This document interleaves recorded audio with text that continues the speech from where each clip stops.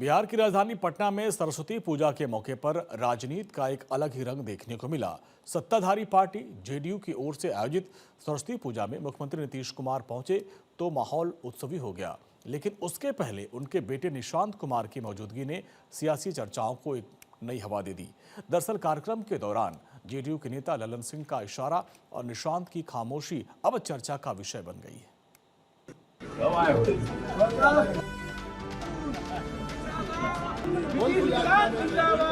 मौका था विद्या और ज्ञान की देवी माता सरस्वती की पूजा का, लेकिन पटना जेडीयू कार्यालय में माहौल और यहां से निकला संकेत पूरी तरह सियासी था।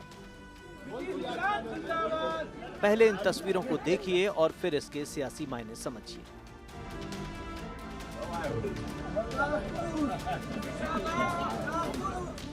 नीतीश बेटे से पूछ रहे हैं कि कब आए।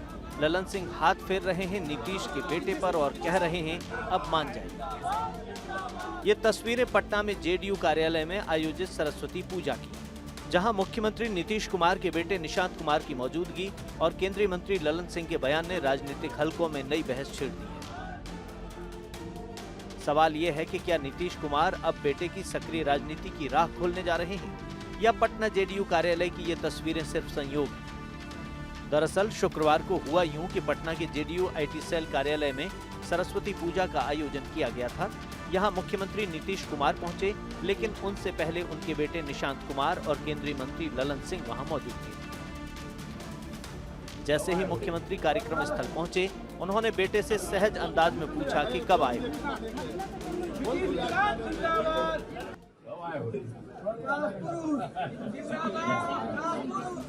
निशांत ने जवाब दिया। उधर कार्यक्रम के दौरान केंद्रीय मंत्री और जेडीयू सांसद ललन सिंह ने निशांत कुमार की पीठ पर हाथ रखते हुए राजनीति में आने का इशारा किया।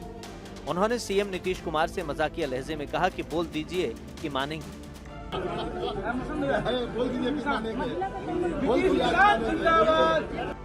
ललन सिंह का इशारा निशांत को राजनीति में आने की अनुमति देने से था, लेकिन निशांत के राजनीति में आने के सवाल पर सीएम नीतीश कुमार और उनके बेटे दोनों मुस्कुराते नजर आए।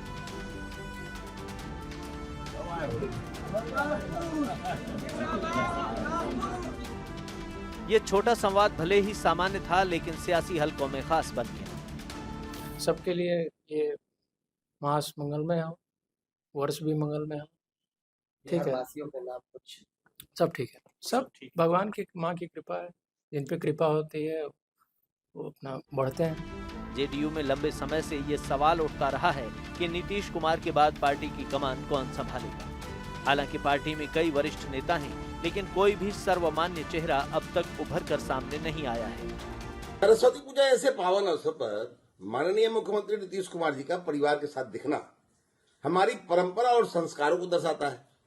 निशांत कुमार युवा हैं, शिक्षित हैं और उनमें क्षमता है। अगर भविष्य में वे सार्वजनिक जीवन में आते हैं तो बिहार को उसका लाभ मिलेगा।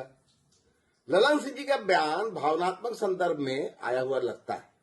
भाजपा का मानना है कि राजनीति में प्रवेश पूरी तरह व्यक्तिगत निर्णय होता है। अंतिम फैसला निशांत कुमार को स्वयं करना है और सभी को उसका सम्मान करना चाहिए। ऐसे में निशांत कुमार का नाम स्वाभाविक रूप से चर्चा में रहता है और सरस्वती पूजा के मंच से मिले संकेतों ने इन चर्चाओं को और तेज कर दिया है। भारत 24 के लिए पटना से सर्वेश कुमार सिंह की रिपोर्ट।